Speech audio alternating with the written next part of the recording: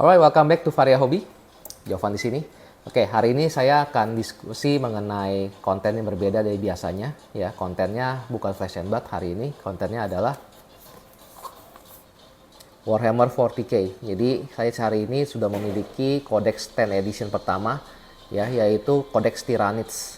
Ya, nah ini kemungkinan karena biasa ya si Games Workshop itu kalau rilis kodeksnya itu pasti urutannya dari kodeksnya ataupun dari boxnya si starternya ya, ataupun ya rilis starternya dari edisi tersebut. Jadi ini kebetulan kan kalau edisi ini starternya itu ada di Leviathan box yang antara Tyranids against Space Marines.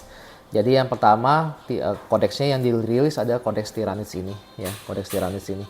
Nah, saya sendiri kenapa punya kesenangan dengan si factionnya si Tyranids ini. Ini boleh dibilang ini adalah faction yang kalau menurut saya itu boleh saya katakan sebagai faction yang memang betul-betul alien, yang berbeda dari si ras-rasnya 40K yang lain. Jadi ras-ras 40K lain itu sebenarnya boleh dibilang banyak yang masih humanoid, artinya strukturnya masih manusia ya. Jadi berbeda dengan yang si struktur manusia ini adalah si Tyranids ini. Jadi model-modelnya itu lumayan unik ya, bukan lumayan lagi, berarti berbeda unik, berbeda dari apa yang kita tahu. Karena ya ini mungkin alien yang kita tahu juga di science fiction movie-movie yang kita pernah nonton ya. Nah, jadi saat ini saya berpikir, oh it's time to start Tyranids. Ya, it's time to start Tyranids.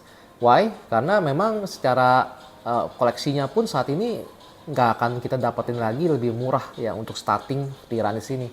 Dengan Leviathan box kita bisa paruan si minisnya antara Space Marine against Tyranids. Kita sharing ataupun kita paruan si Space Marine-nya dengan teman-teman, kemudian kita sendiri keep di tempatnya Tyranids. Ya, saya lakukan itu, dan ini membuat untuk koleksinya itu lebih murah ya. Jadi kita nggak perlu lagi bayar full box ataupun memiliki ini ya, beli si singlesnya, boxesnya si Tyranids yang lumayan mahal ya. Nah, jadi dari pikiran itu saya pikir ini adalah waktu yang tepat untuk start Tyranids. Nah, sebenarnya kalau sisinya koleksi, sebenarnya saya dulu pernah punya si Tyranids juga ya waktu masih mungkin awal-awal bekerja gitu kan. Ya, jadi memang bukan faction pertama, tapi karena saya sendiri sudah ganti-ganti faction dan sudah pernah memiliki Tyranids yang akhirnya saya jual juga. Nah, jadi memang kalau dari sisinya minis ataupun model, sebenarnya saya dari dulu udah suka sama si Tyranids ini. Hanya aja pada kesempatannya itu mungkin satu dan lain hal akhirnya saya memilih untuk jual ya. Walaupun saat ini sebenarnya teman yang saya jual si Tyranids ini masih suka ngobrol ya. Jadi saya lagi ngobrol aja apakah kita bisa buyback koleksi yang lama saya udah punya. Nah, jadinya hari ini saya mau diskusi mengenai ataupun mungkin review dari buku ini, apa aja di dalam buku ini, apa aja yang kita bisa dapetin, dan mengenai Tyranids apa aja yang kita akan bisa baca mengenai di dalam buku ini ya, di dalam kodeks ini ya. Jadi let's get into it ya, langsung aja.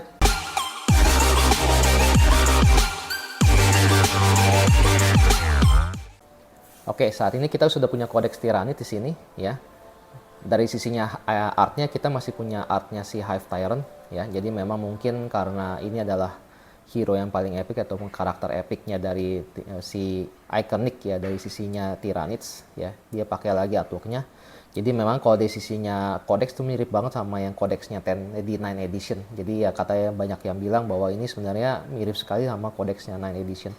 Tapi ini adalah kodeks 10 ya. Nah, pada saat kita lihat di sini ya, kita di pertama kali itu diterima dengan ya, dia punya daftar isi ya. Di sini ada ceritanya, lore-nya, ada showcase-nya mengenai combat patrol, data sheet-nya si Tyranids, dan juga Crusade Rules. Nah, saya mungkin akan ngobrolnya mengenai yang lore sedikit, showcase, combat patrol, sama data state-nya. Tapi kalau Crusade saya mungkin tidak akan ngobrol karena sesederhana saya sendiri nggak gitu mengerti Crusade Rules ya. Jadi Crusade itu seperti apa gamenya, belum pernah main dan belum pernah ya mendengar ataupun nonton ya mengenai Crusade. Jadi saya mungkin memang fokus di sini aja ya, fokus di sini aja. Nah, dari sisinya lore sendiri, ini dah menariknya dari tempatnya si ini ya, si Tyranids ya. Di Tyranids sendiri kan sebenarnya kan alien sebenarnya kan, Xenomorphs, dan boleh dibilang nggak banyak berpikir kecuali si hive mind-nya sendiri. Jadi memang ada yang ngendalin semuanya, itu namanya disebut hive mind. Jadi maksudnya ada satu Tyranids utama yang mungkin Queen Tyranids-nya tuh yang menjadi the single mind ya. Apa yang dia pikirkan itu yang dia akan dilakukan oleh seluruh organismenya Tyranids yang lain. Nah, dari sisinya ininya sendiri, ceritanya itu karena kembali lagi dia bukannya sesuatu makhluk yang berpikir ya, makhluk yang berbeda dan nggak ada yang tahu cara berpikirnya. Jadi cerita-ceritanya Tyranids itu pasti akan selalu diceritakan dengan kacamatanya orang ketiga ataupun dari pengalaman-pengalamannya ras-ras lain. Jadi seperti di sini ini adalah mengenai human lagi ya. Jadi di sini ada cerita mengenai, dimulai dengan cerita serangan si Tyranids ke salah satu planet ya, dan situ ada boleh dibilang guardian dari planet itu yang bercerita pengalamannya lagi saat invasi itu terjadi ya. Jadi kacamatanya selalu dari kacamatanya ceritanya ras-ras lain. Nah, karena ya kembali lagi tidak ada yang mengerti bagaimana sebetulnya secara detail itu cara kerja, cara berpikirnya si makhluk-makhluk ini ya. Jadi Lord Tyranids itu dia selalu akan pergi dari satu planet ke planet lain untuk mengambil semua biomass. Jadi sebenarnya intinya sesuatu yang sifatnya bio ya, itu ya makhluk ataupun yang sesuatu yang bisa dia gunakan, organismenya ataupun ininya ya, materinya, untuk nanti digunakan untuk berkembang biak. Jadi sesederhana itu aja. Sebenarnya Tyranids itu nggak sesuatu yang, kalau di sisinya lore-nya itu tidak ada sesuatu yang unik ataupun intrik ya. Jadi hanya pergi satu planet ke planet lain, mengambil semua resources-nya ya, termasuk bahkan ya kita ngomong air ya, dan udara. Udaranya pun boleh dibilang diambil, dihirup oleh ya, dihabiskan oleh tempatnya si Tyranids ini. Ya, di sini ada ceritanya. Di sini dia they will not even leave our air. Jadi di sini maksudnya bahkan udara pun itu akan digunakan oleh si Tyranids ini.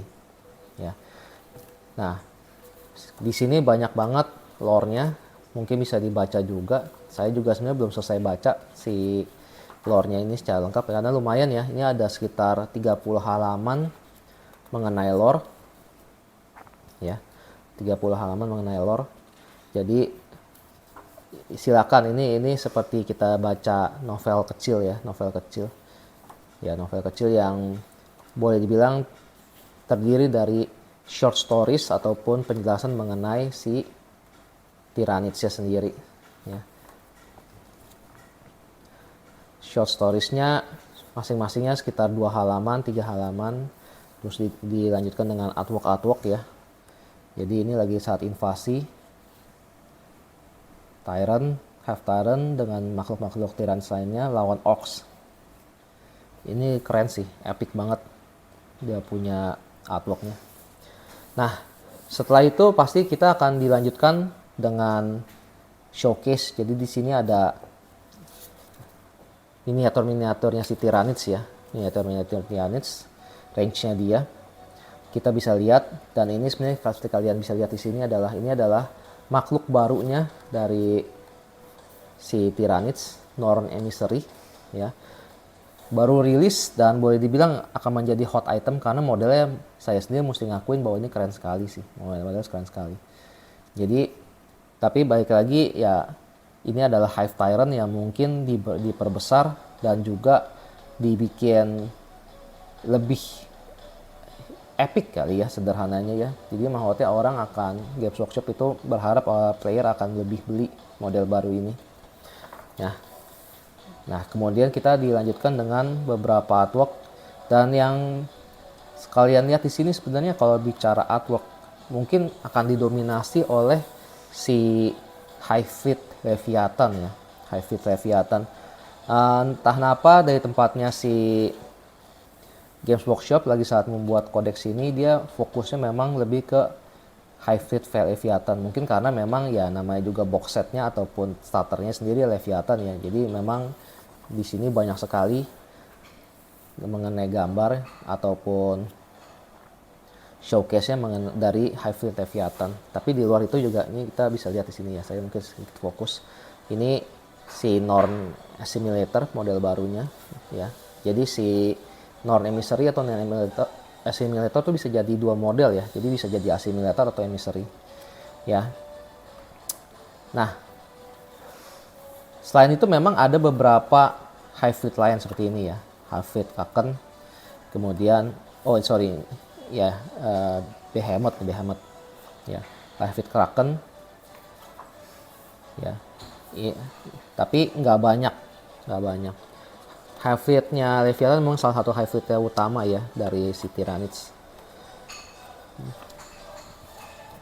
Oke. Di sini terlihat ya. Ini ada satu artwork invasinya. Ini pasti baru ya. Artwork baru ataupun foto baru karena ini antara Tyranids lawan Voten. Di sini kelihatan banget ini kecil banget ya. Voten kan emang Space Dwarfs. Di sini Voten berhadapan dengan Norn Emissary ya. Itu ukurannya beda banget dan di sini kalian bisa lihat ya. Dia kalau GW ambil foto memang keren banget ya. Nah, setelah itu kita lihat ke ininya ya, ke Combat Patrolnya. Jadi Combat Patrol sendiri itu apa sih? Combat Patrol itu versi kecilnya dari gamenya si fullnya 40K ya. Jadi di sini sebetulnya adalah dengan menggunakan kita punya Combat Patrol box ya, biasanya ada di box setnya si ini, box setnya si Games Workshop itu ada yang small army kali ya, small army itu dimana kita bisa gunakan sebagai combat patrolnya. Jadi memang sudah didefinisikan oleh si Games Workshopnya untuk bermain hanya dengan model-model tersebut. Jadi dan ini di tempatnya si Tyranids itu combat patrolnya lumayan banyak modelnya sebenarnya ya. Jadi kita bisa bermain dengan 20 Thermagants, Wing Tyranid Prime, Barb Gowns, Leapers, dan satu Psychophage ya. Nah, bisa kita ganti-ganti nggak? Sejauh ini saya tahu adalah Combat Patrol memang ditujukan untuk bermain dengan box set tersebut. Jadi memang sudah fix menggunakan model-model ini. Nah, di situ kita dilanjutkan dengan ininya, cara mengecat si Hybrid Leviathan di sini ya. Kalau dulu kodeks dulu ataupun ya rulebooknya si GW yang dulu tuh yang saya tahu tuh biasanya nggak hanya satu paint scheme ya, tapi saat ini mungkin sudah dibikin lebih sederhana menjadi hanya satu paint scheme yang diperkenalkan. Dalam hal ini di sini lebih ke Hybrid Leviathan ya, Hybrid Leviathan. Nah, jadi di sini kita bisa belajar cara mengecatnya. Walaupun kembali lagi ya, kalau kita bicara ngecat itu lebih ke pengalaman pribadi ataupun coba pribadi ya. Artinya kita bisa ngikutin, tapi untuk dapat feel-nya benar-benar kita bisa aplikasikan apa yang disampaikan di dalam bukunya atau enggak, itu ya kita harus main sendiri sih. Kita harus ngecat sendiri. Ya. Di sini juga ada mengenai stratagemnya si Combat Patrol, dan ini memang hanya berlaku untuk Combat Patrol punya game ya. Jadi strateginya itu tidak berlaku untuk semuanya ya. Dari sisinya data slide-nya sendiri mungkin sebenarnya nggak banyak berbeda, hampir sama semuanya ya, hampir sama semuanya, hanya aja dengan stratagem ataupun special rule yang berbeda aja. Jadi kayak detachment sendiri. Nah, lanjut. Nah, ini yang saya mungkin mau diskusi sedikit lebih panjang mengenai si faction rules-nya ya, dari Tyranids ya.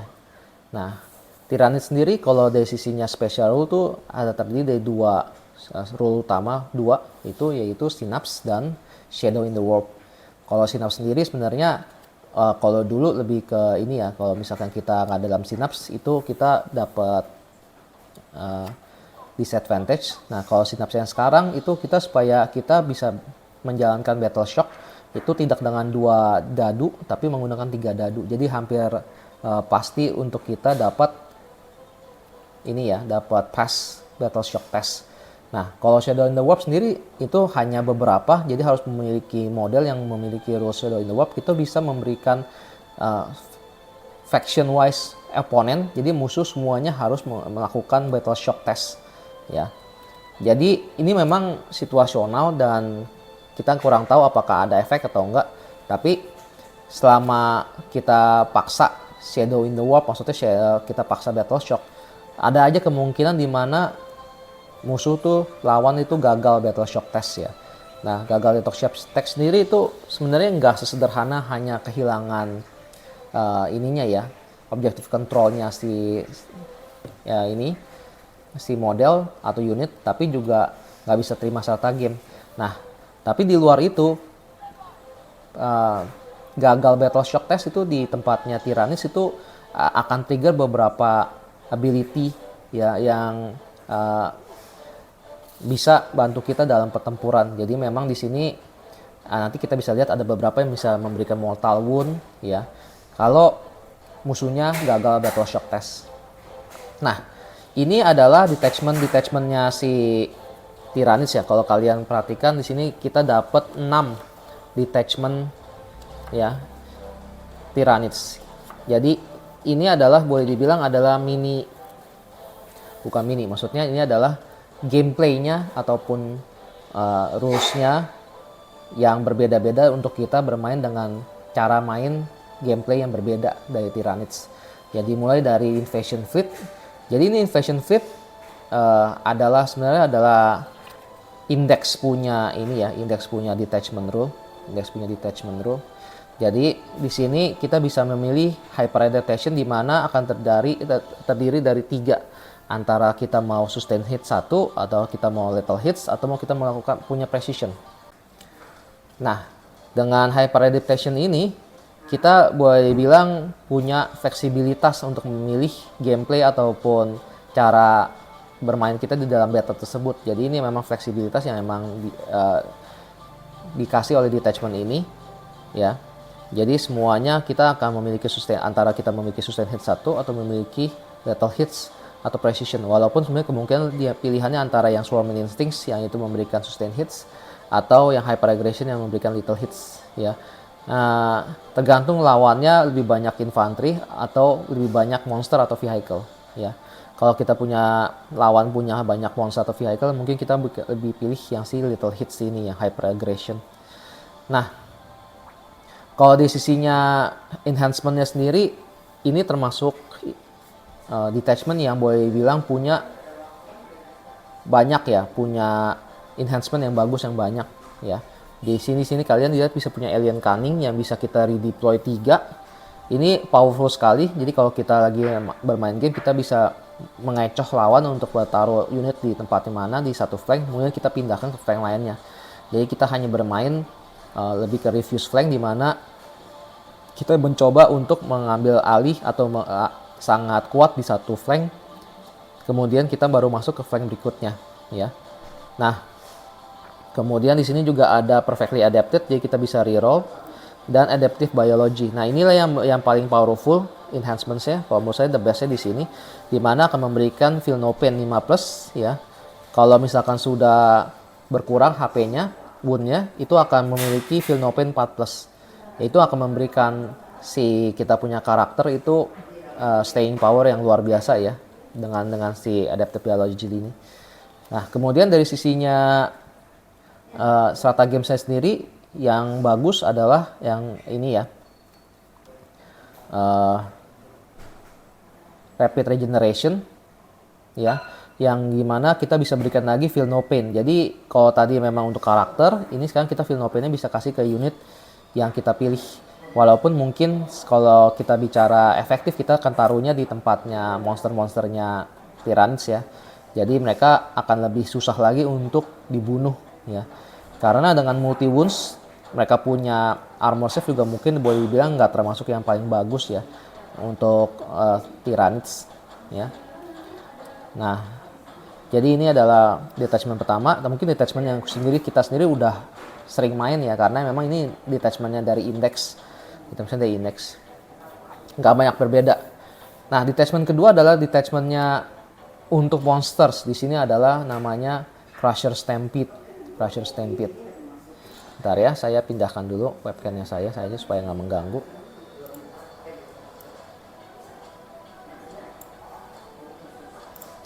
Oke, nah Crusher Stampede sendiri hanya memberikan si monster itu plus 1 to hit kalau sudah terluka, dan kalau misalkan di bawah HP-nya, di bawah full wounds-nya itu akan mendapatkan plus 1 to wound lagi. Memang ini yang termasuk yang detachment yang banyak dinilai sebagai kurang wow, karena ya kelihatannya biasa banget ya. Hanya plus 1 to hit dan plus 1 to wound. Walaupun kita kalau bicara kenapa begitu, kenapa dipilih memang sengaja si detachment ini tidak terlalu powerful, karena dari pengalaman yang lampau si Tyrants itu lebih banyak didominasi dengan army monster Tyranids, atau mungkin dikenalnya sebagai Nidzilla. Jadi banyak yang menggunakan monsternya Tyranids itu karena lebih efektif dan lebih HP-nya lebih bagus dengan armor save lebih bagus. Nah, jadinya mungkin si GW di situ ngerasa takut kalau kita punya detachment itu lebih powerful daripada detachment yang lainnya. Jadi dia mencoba untuk tone down si detachment ini. Jadi nggak sedominasi si apa yang dulu Nidzilla punya. Ya, di sini enhancementnya sejujurnya saya juga sendiri bingung, karena di sini enhancementnya menurut saya nggak ada yang benar-benar wow, ya biasa banget, ya biasa banget. Dan kalau bicara enhancement, kayak saya mungkin merasa mungkin yang Enrage Reserve itu adalah yang terbaik di sini, karena kita tahu ya yang namanya monster kan kalau misalkan sudah mukul memang damage-nya gede, tapi kalau misalkan dia mati duluan sebelum mukul itu ya seringkali kehilangan damage ya. Damage dealing kita berkurang. Jadi dengan NH Reserve ini apabila monsternya rusak ataupun mati, itu kita bisa roll D6. Kalau 3 plus itu kita bisa mukul. Ya seenggaknya kita nggak kehilangan one shot ataupun one turn dari ini ya melee-nya si monster. Nah, kemudian dari strata game, kembali lagi ini juga strata gamenya tidak begitu wow. Yang menarik mungkin Massive Impact, dimana setiap kali kita engage itu kita bisa roll 6 dadu. Dengan roll 6 dadu itu kita setiap 4 plus musuh dapat kena mortal wound. Ya, itu menurut saya udah paling bagus. Setelah saya coba baca yang lain, saya kurang ngerasa oh ada yang wow dari detachment ini. Anyway, let's go to the next one. Nah, ini adalah detachment untuk horde players ya. Di sini Unending Swarm itu memang fokusnya di yang unit-unitnya Tyranids yang disebut Endless Multitudes. Endless Multitudes sendiri apa? Itu adalah Hormagaunts, Termagaunts, ya, Gargoyle, dan si yang baru itu Neurogaunts. Jadi ini adalah infanteri kecilnya yang dimiliki oleh Tyranids ya. Nah, ability-nya sendiri apabila ada yang mati ataupun damage dari tempatnya Endless Multitude Units, si unit itu bisa jalan. Ya, bisa jalan. Dia bisa jalan mendekati lawan. Jadi the closest enemy. Sejauh diagram. Jadi sejauh satu dadu rollnya. Ya, lumayan karena kita bisa membuat kita lebih dekat. Tapi sejujurnya hanya ada satu unit yang benar-benar ingin yang mendekati ke tempatnya si ini ya, tempatnya lawan. Biasanya itu Hormagaunts-nya. Sedangkan kalau dari sisinya Termagaunts ataupun unit-unit lainnya memilih untuk mencoba membuat distance ya, bikin jarak ya. Tapi ini akan sangat membantu untuk Hormagaunts. Nah, lanjut ke enhancement. Yang menarik adalah di sini ada Naturalized Camouflage. Di sini unit-unitnya Endless Multitude itu bisa dapat cover di first battle round. Ya, itu jadi semuanya akan save-nya dari 5+, lumayan menjadi save-nya 4+. Ini akan membantu untuk menerima firepower relawan di round pertama. Walaupun sebenarnya mungkin enhancement ini akan menjadi kehilangan fungsinya apabila dari tempatnya si playernya Tyranids itu go first ya. Jadi pada saat dia go second. Jadi maksudnya dia ada kehilangan lawan yang istilah kata akan nembak kalau kita mencoba untuk taruh unit-unit kita di dalam cover ataupun di dalam di belakangnya Tyrion ya, jadi nggak kelihatan. Kita bisa mengurangi ini tapi akan kehilangan fungsinya kalau kita nggak dapat ini ya, first turn. Ya. Nah kemudian dari sisinya detachment itu punya stratagem, itu kita punya unending waves, dan ini yang menarik ini. Jadi kita bisa memberikan kita punya endless multitude untuk respawn, ya respawn lagi. Jadi kita bisa keluarin si Thermagants-nya ataupun Hormagaunts-nya yang sudah hancur semuanya, mati semuanya sebagai reserve ya. Jadi akan banyak sekali dan nggak habis-habis. Nah, kalau yang bounding advance kita bisa auto advance 6 ya, auto advance 6.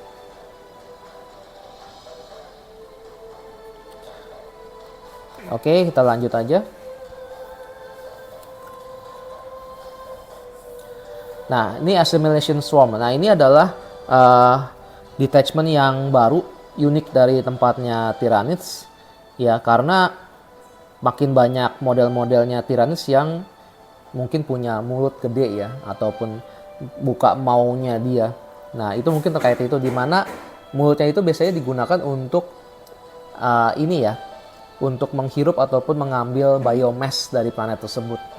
Nah, dari konsep itu dibuatlah sebuah detachment khusus di sini namanya Assimilation Swarm. Dimana kalau misalkan ada di dalamnya objective marker, jaraknya objective marker, kita controlling, itu kita bisa memberikan unit-unitnya dapat D3 regeneration wound.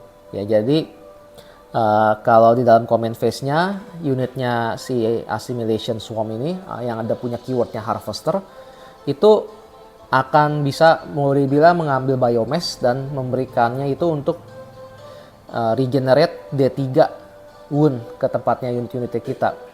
Ya, jadi kalau misalkan itu multi wound monsters, itu kita bisa heal D3, sedangkan kalau itu endless multitude itu akan spawn 3 lagi, regenerate 3 ya.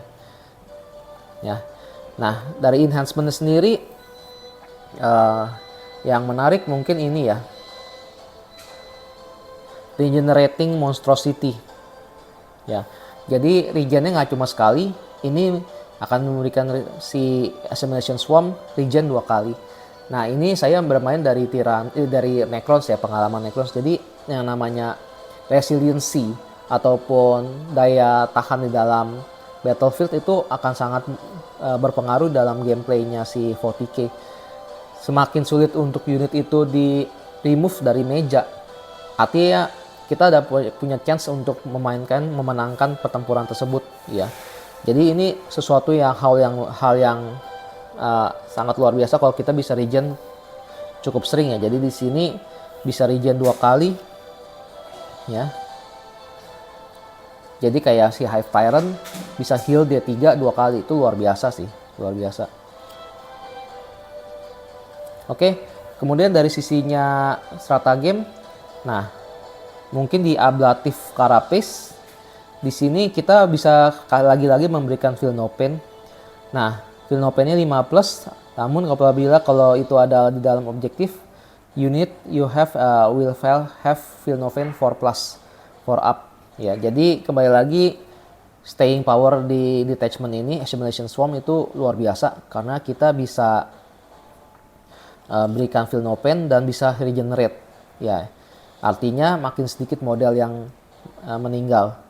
Nah, Tapi dari sisinya Assimilation Swarm itu mungkin model-modelnya ataupun unit-unitnya tuh banyak kan memang melee ya, kayak Haruspex ataupun Psychopage. Tapi kembali lagi kalau misalkan kita sudah advancing ya di round ketiga atau round kedua ketiga itu udah sampai sih, jadi nggak masalah juga.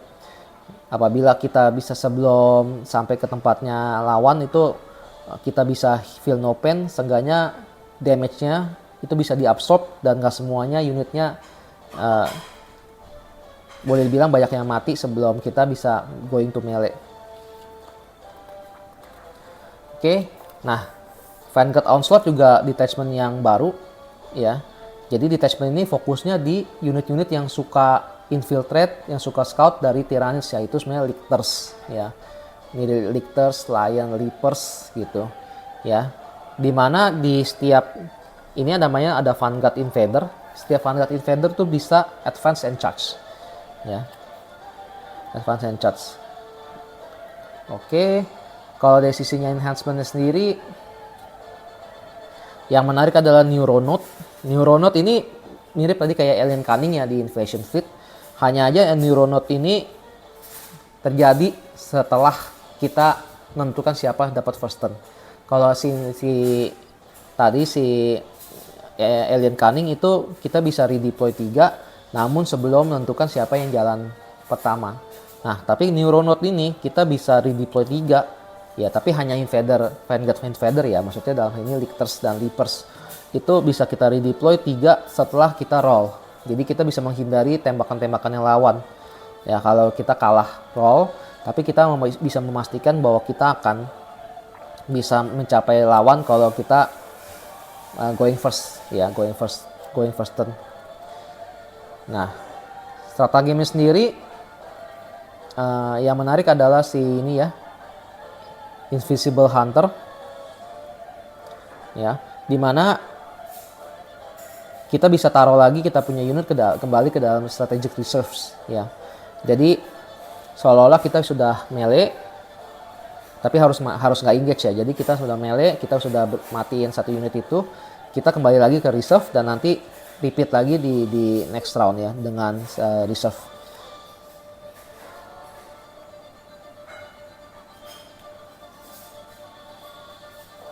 Nah, sama Seeded Brutes. Kalau di reserve kan kita kan bisa sesuai dengan unit punya battle round ya. Kita kan bisa dari samping atau dari lawannya punya deployment ya. Nah, di sini kita bisa anggap bahwa turn tersebut ataupun round tersebut satu di atasnya. Jadi kita bisa lebih bisa masuk dari belakang ya di sini, dari reserve-nya dengan Seeded Brutes. Oke. Yang kelima ini ya, itu kita punya Synaptic Nexus. Nah, kalau yang ini fleksibel juga, unitnya ini ini yang keenam. Ini yang di sini adalah kita punya 3 mode, tapi beda dengan si Invasion Fleet yang akan berlaku selama game. Synaptic Nexus itu berlaku hanya 1 round ya. Di sini kita bisa memilih antara Inful 5 up, Invulnerable Save 5 up, Surging Vitality yang bisa memberikan +1 to Advance and Charge, dan Goaded to Slaughter yang memberikan +1 to Hit Rolls. Ya. Nah, ini very well, I think this one is very well designed ya, si Synaptic Nexus detachment-nya. Jadi biasanya kan kita akan mencoba mendekat, dan lagi saat kita mencoba mendekat kita pengen punya invulnerable save, jadi kita bisa whiff off enemy shots ya, kalau rollnya cukup bagus ya dengan 5 up. Nah, kemudian setelah itu setelah kita mencoba terima ini ada damage-nya ya, mencoba untuk bertahan dari damage-nya, kita pasti akan mencoba secepatnya untuk closing the gap. Nah, itu kita bisa +1 dan charge. Dan kemudian setelah kita sudah melee, kita pengennya pasti hit roll-nya tinggi supaya kita bisa maximize kita punya hitting power. Nah, ini jadi adalah sebuah detachment yang menurut saya menarik. Jadi fokusnya di mana? Sebenarnya Synaptic Nexus kembali lagi ini adalah fokusnya lebih ke unit-unit yang di Tyranids yang memiliki synapse ataupun memiliki psychic powers Ya, jadi memang fokusnya kayak zoanthrope, ya, zoanthrope dan lain-lain. Nah, jadi temanya adalah tema-tema psychic. Nah, dari sisinya enhancement sendiri termasuk memiliki enhancement yang bagus-bagus. Jadi di sini punya 3 enhancement yang kalau menurut saya bisa dipakai dan bagus. Pertama adalah Power of the Hive Mind, itu memberikan karakteristik psychic weapons-nya +1 strength dan +1 armor penetration. Nah, kebayang nggak kalau ini kita taruh di Neuro Tyrant tadi? Kalau kita ditaruh di Neuro Tyrant, kita punya tembakan psychic-nya itu strength 6, ya, AP 2, ya, damage 2.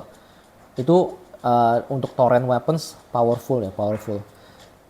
Nah, kemudian kita punya synaptic control, ya, dimana itu akan -1 damage karakteristiknya.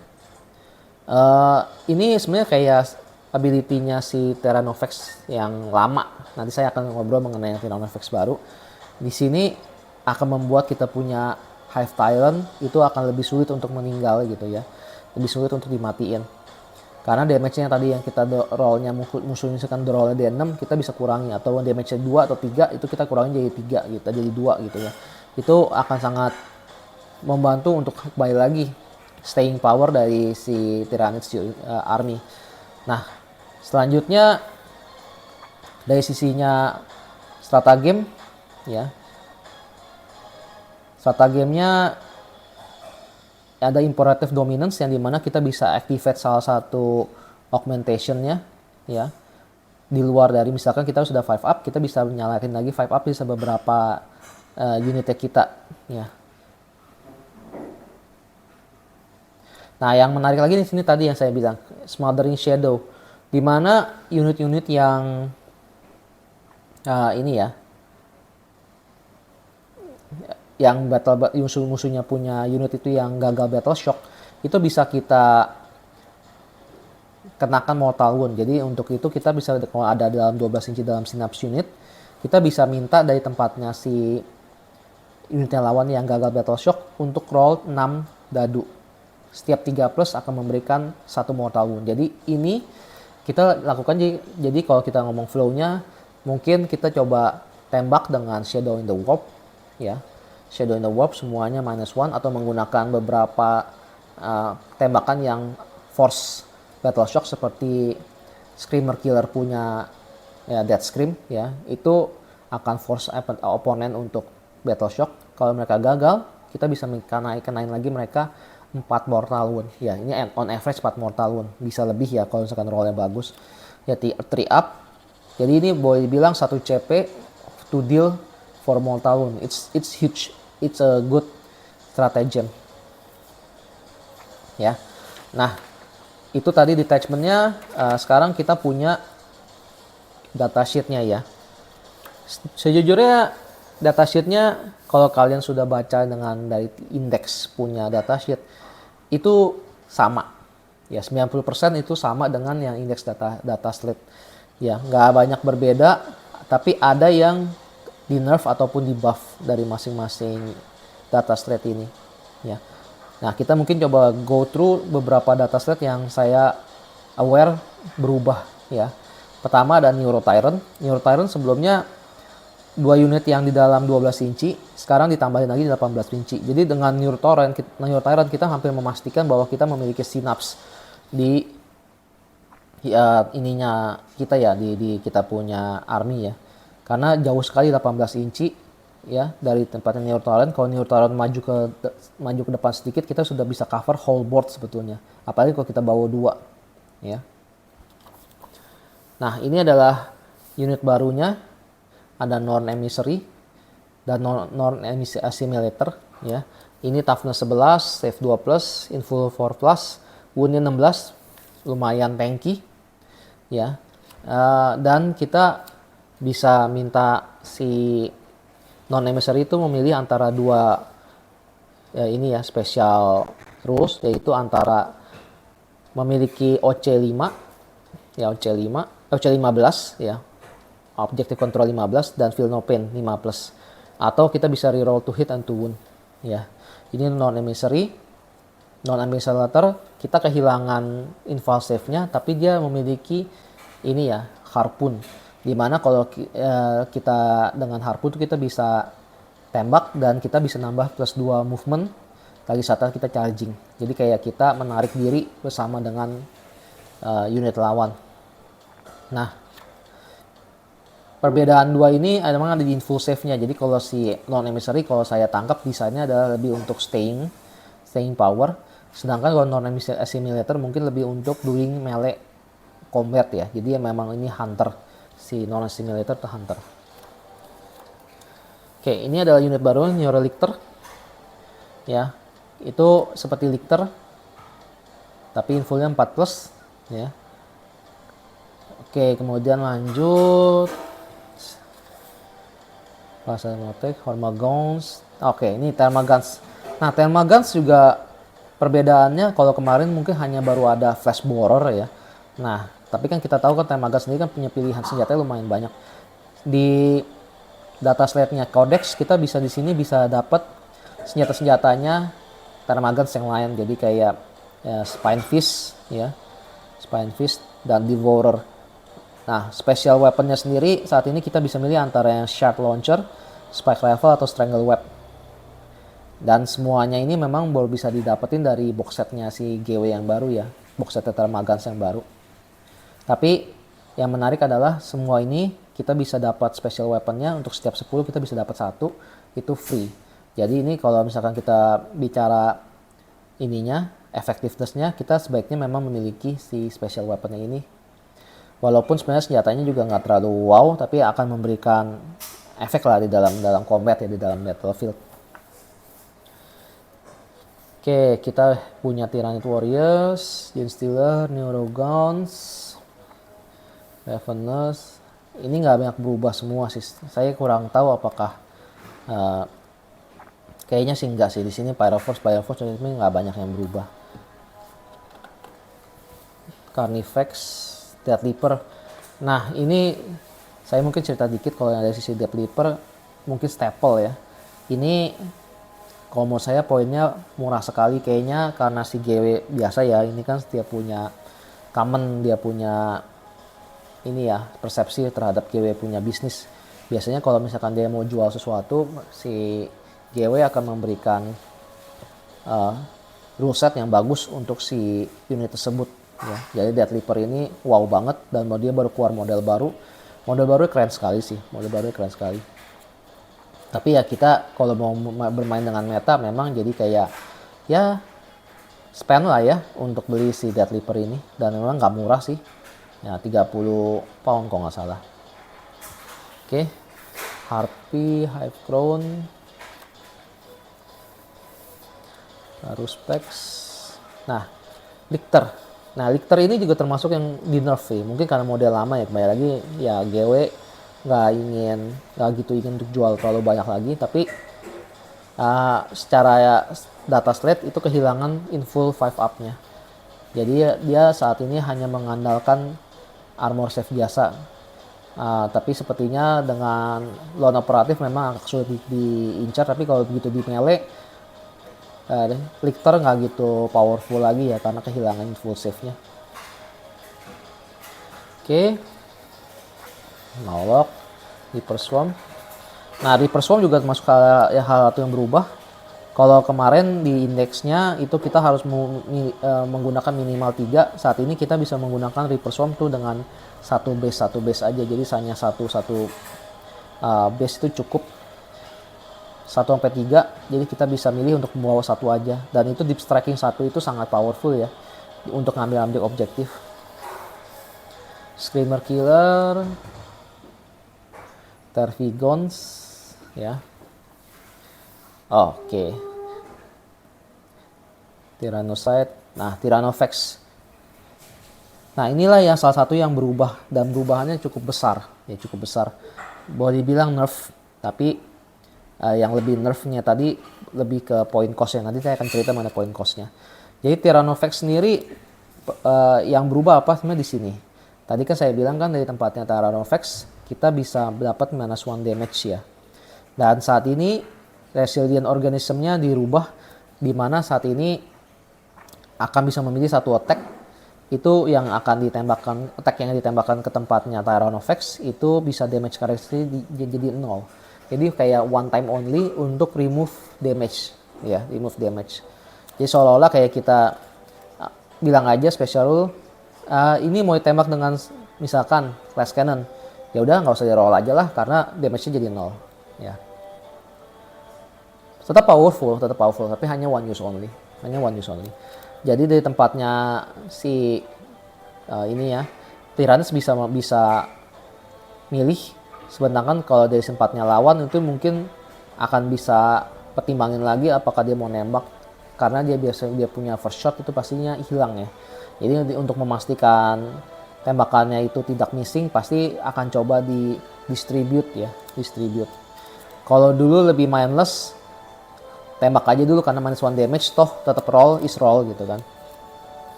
Nah ini dia punya Tyrant Guard, Venom Throat, data slate-nya sama sih, Nah sedikit mengenai data slate dan point cost di sini. Sebenarnya kita, kalau kalian lihat, saya akan skip crusade ya.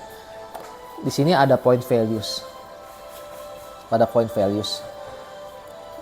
Jadi si codex ini sebenarnya udah memberikan point values. Hanya saja point values-nya ini langsung di override dengan Manufactorum release yang baru, point release yang baru. Lucu sekali karena kenapa? Codex ini bahkan belum sampai ke tangannya si user ya, maksudnya tangannya player. Karena hari Sabtu baru akan di rilis untuk ini ya, untuk umum.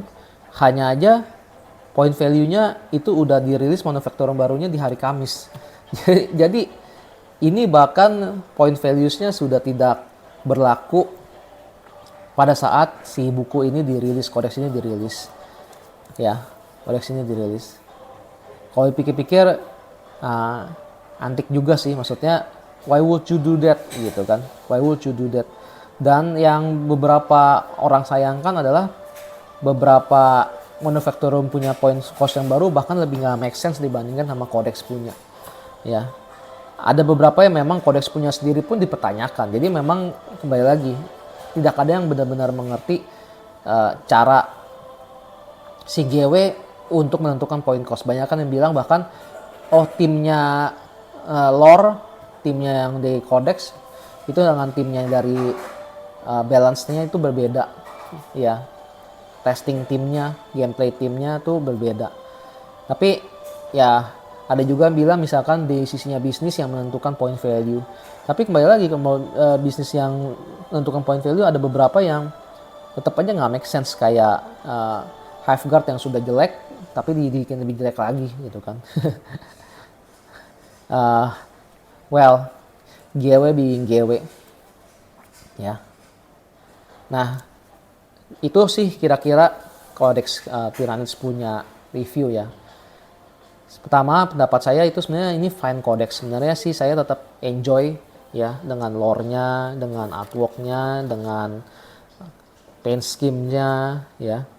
Rules-nya juga ada yang menarik, ada yang boleh dibilang ya not amazing, tapi banyak juga yang kayak si Synaptic Nexus yang saya sebenarnya kalau dari sisinya ini detachment tuh saya sangat menarik untuk mencoba Synaptic Nexus karena memang saya banyak punyanya itu baru Leviathan box ya. Jadi dengan Leviathan box saya berpikir wah ini kayaknya cocok banget, saya cuma tinggal nambah sedikit dan saya bisa gunakan untuk bermain di Tyranids ya, di Synaptic Nexus ya. Dan bacanya pun ini fun ya, mari baca lore-nya si ini sangat fun ya, lore-nya Tyranids, lore-nya 40K ya, selalu menarik. Bahkan ya kita tahu sendiri lagi ada video ataupun film movie yang akan sedang dibuat oleh Henry Cavill untuk 40K karena dia sendiri adalah fansnya 40K ya. Nah jadi kalau buat teman-teman yang ingin membeli, ya ini preview. Kalian bisa lihat ini sebagai preview terhadap Codex Tyranids ini, ya. saya sendiri enjoy, tapi kalau kalian ingin membaca lore-nya, saya tentunya pasti ini ya, endorse untuk kalian coba beli dari sisinya kodeksnya ini ya. Dan yang satu yang menarik lagi, di belakangnya kodeks ini yang tentunya saya tidak akan open ya, itu kita akan dapat redeem code. Jadi ini ada bisnis modelnya si GW yang baru, saya perhatikan jadinya, saya baru mengerti kenapa sempat dari aplikasinya Warhammer 40K itu dikasih rilis gratis. Jadi rule setnya itu nanti kalau kalian perhatikan itu akan ditutup. Bentar saya buka aja. Saya punya di sini.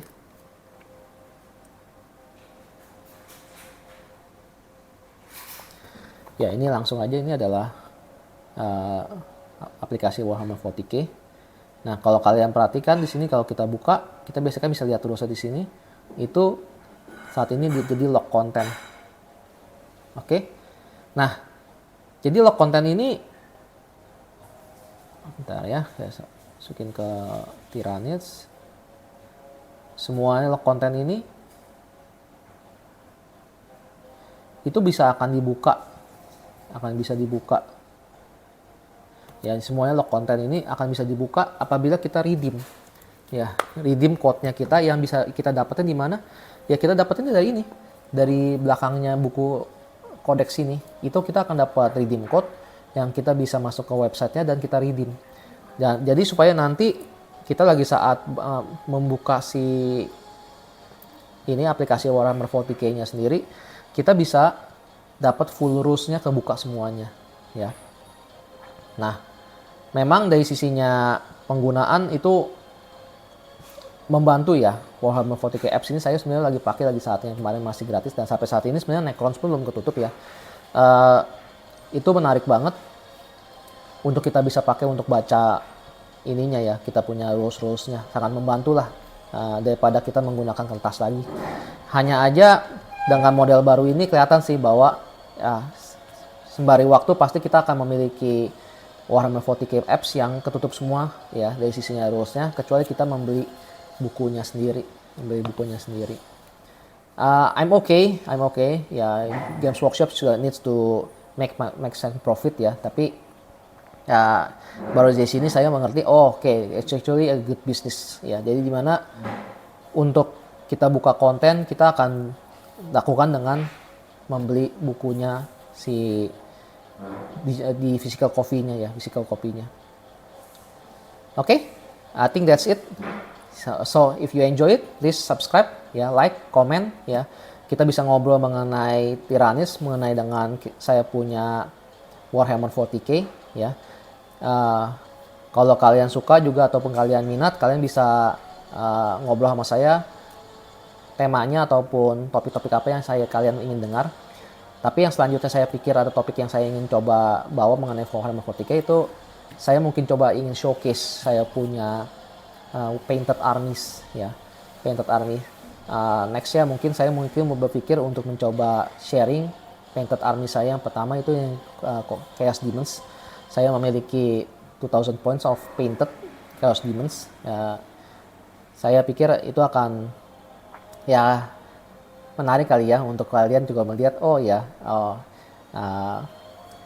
seperti apa sih yang arminya factionnya si Jovan. Oke. Thank you guys. See you again. See you later.